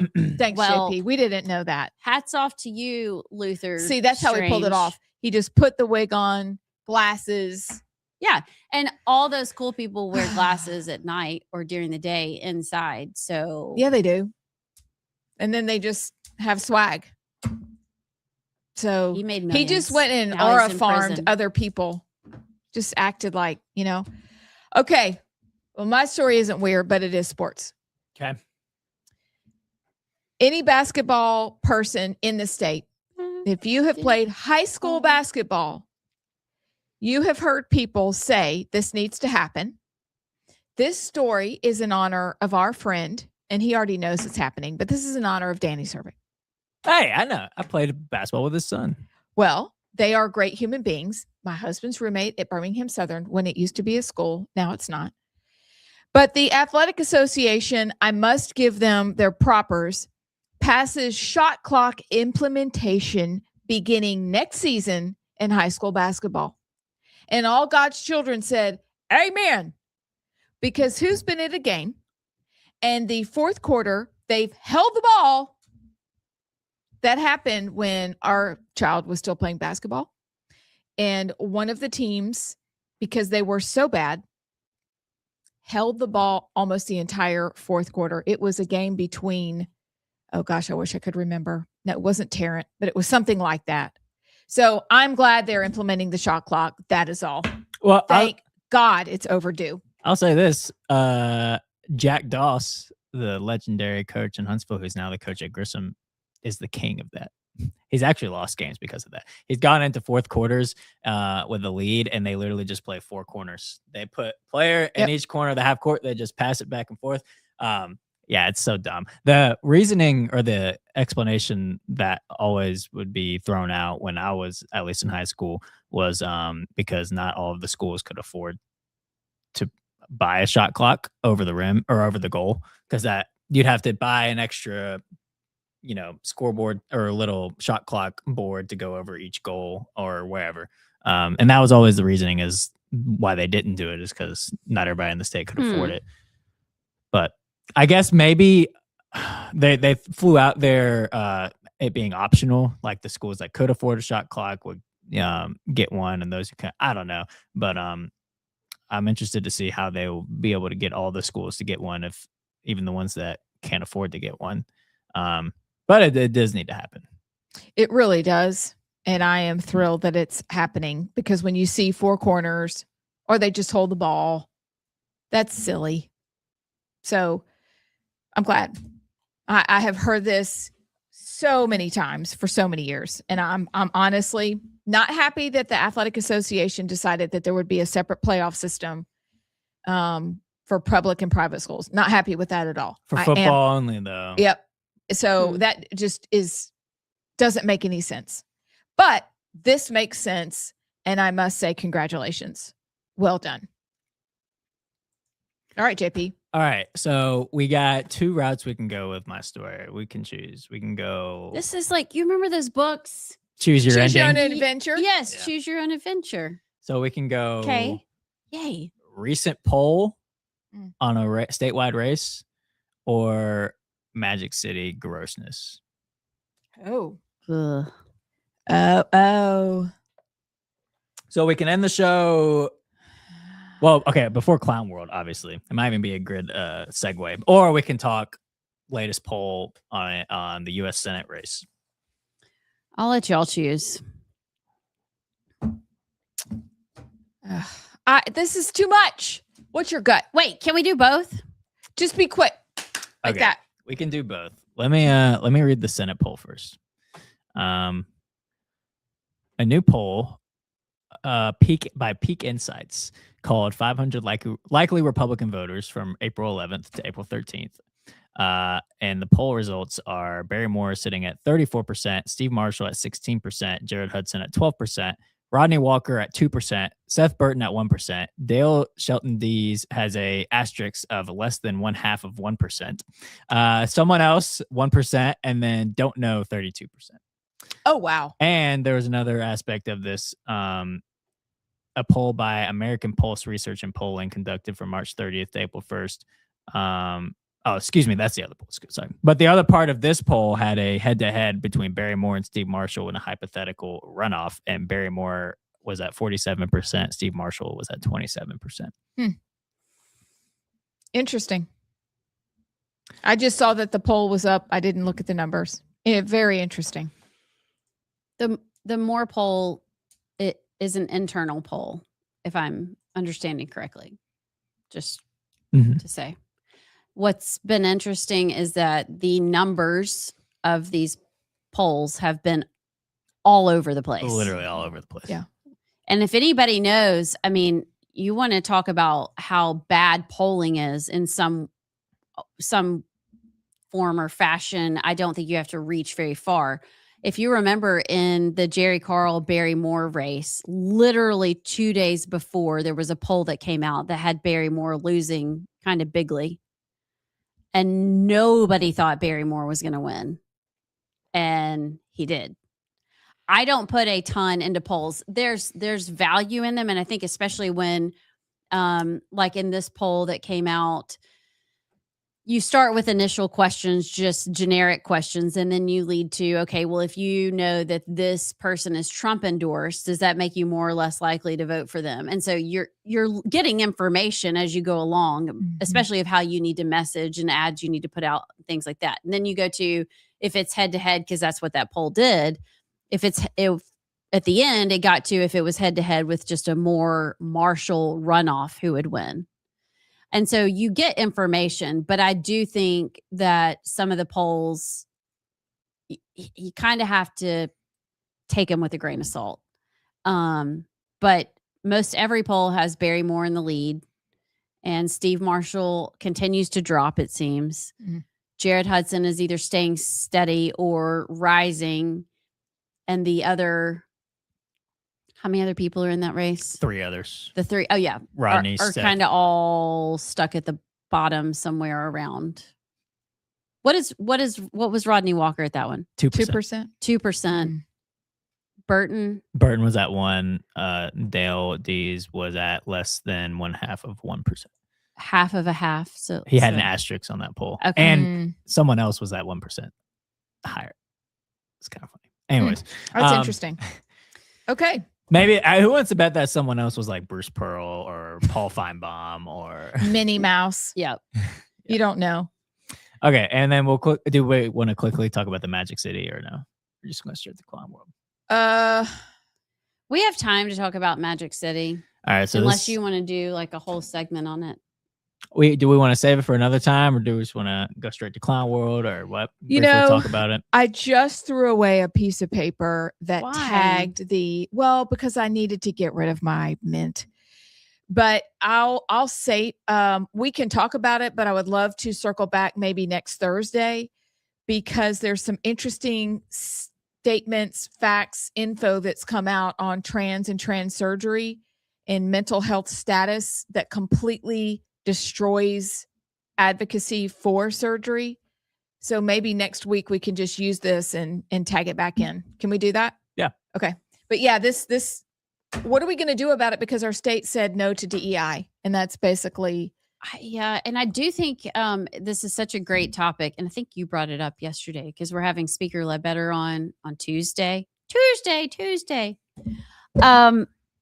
This is mental health services, mental health coordinators in schools. Your taxpayer dollars are going to pay for this crazy. Y'all are going to die when you hear, and this is the Magic City Acceptance Academy, which is the first charter school approved, which is insane that your tax dollars pay for that too.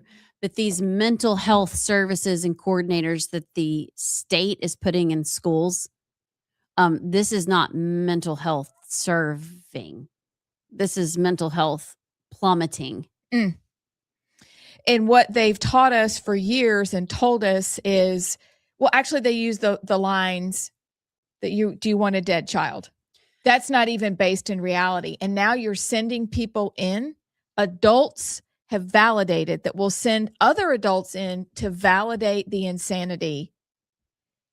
Is what word would you use? We're paying for this. Evil.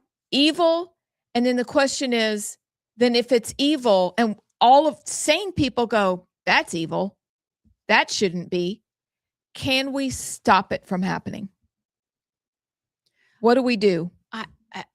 I don't know, but that's what I want to know. Like, was this the intention of the legislature are we okay with this? Are we okay with the state funding and providing these kind of healthcare services? Because if you want to do the whole, you want to save their life, or do you want a dead child? Well, can you assure me that when they go down this path of your mental health coordinator, that they won't end up dead too? No, I would say the statistics are greater for a dead child going down that path that the state is paying for. It's really sad.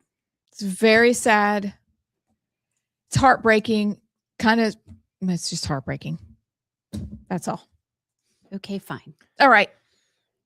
Clown World? On a lighter note, we got a pretty good clown world today. It's always my favorite. It's pretty funny. So. If I were the head of HHS, I would, by God, say, don't take raw milk. It is dangerous to your health. And if you can't say that, well, maybe there's some other conclusions that can be drawn. Thank you, Mr. Chair. Stop it. Get some help. Salam alaikum, everyone. I'm Rami Youssef. Oh, it's almost Elmo. Mr. Rami, what does salam alaikum mean? Well, salam means peace, and it's a way to say hello in Arabic. Oh, cool. Oh, salam alaikum, everybody. Boy, that escalated quickly. After that experience of then confronting the fact that I'm female now and I truly am attracted to women, that I realised that I must be a lesbian. So it sort of does my head in a little bit. But at the end of the day, facts are facts. And so if we're going to keep putting labels on things, then that makes me a lesbian. That's it. That doesn't make sense. How are you practicing fat defiance in 2026? I've been practicing fat defiance for many, many years. In 2026, well, I'm going to keep doing that by continuing to lead NAFA and civil rights work. I'm also going to do it by wearing whatever I want to, at whatever size I happen to be in 2026. bigger, smaller, same, whatever it is. That's how I'm defying the standards of being told what I'm supposed to do with my body and doing what I want to do with my body. Lose some weight, Heisenberg. Republicans say we don't have climate change, but this is golf ball-sized hail in my front yard. This is not normal, and we can't keep ignoring our environment. What? They're like JP. having a blizzard up there. That's what happens. Also, you're from Wisconsin, or you're for Wisconsin. Bless it, darling. This is not normal. About like 5 seconds before the end of the fat video, I remember what I put after that, and I was like, "Oh man!" Wait, what'd you put? Lose some weight, Heisenberg. That So, what fat defiance is a thing? I guess so. Okay.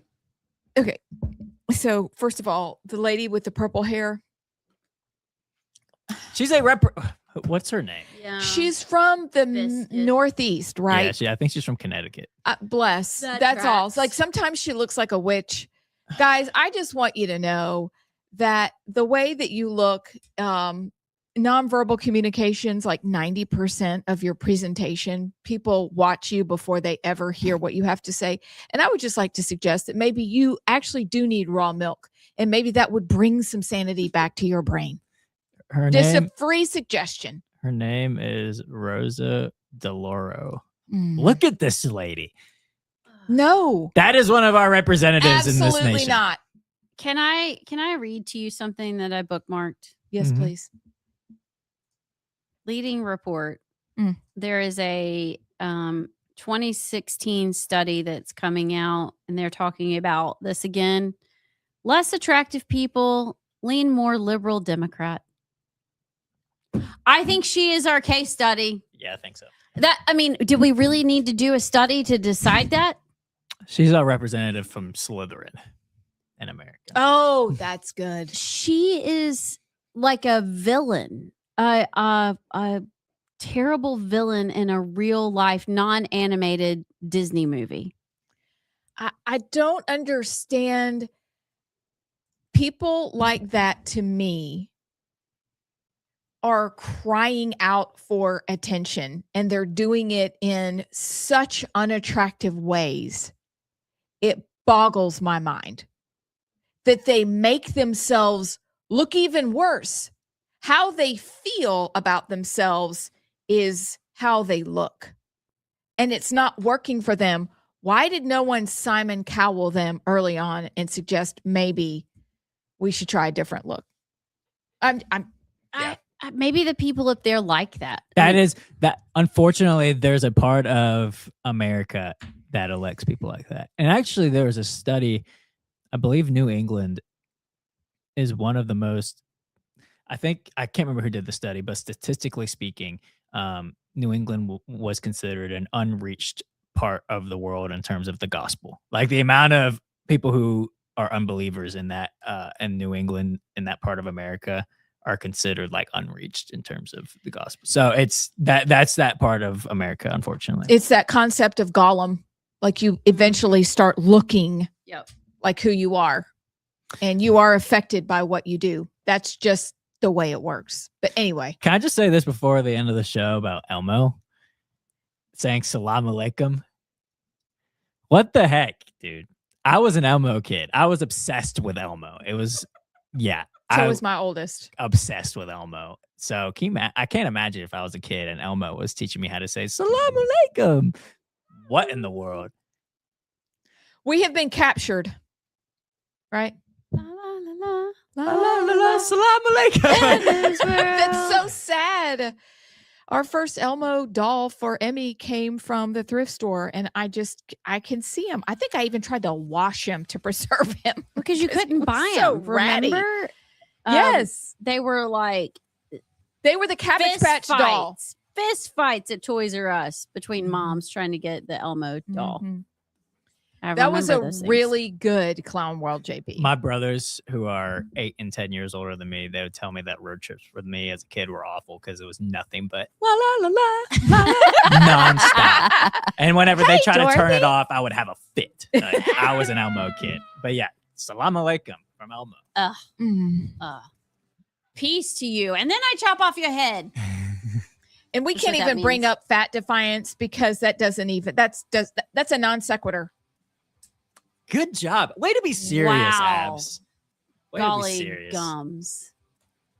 Mully gumples. The Mully Grubs. She has the Mully Grubs. Y'all do not have the Mully Grubs this weekend. I'm going to Morgan Wallen. I will not have the Mully Grubs. I might on Sunday, but I won't on Saturday. And on Monday, we've got a huge week for y'all. So we'll see you then.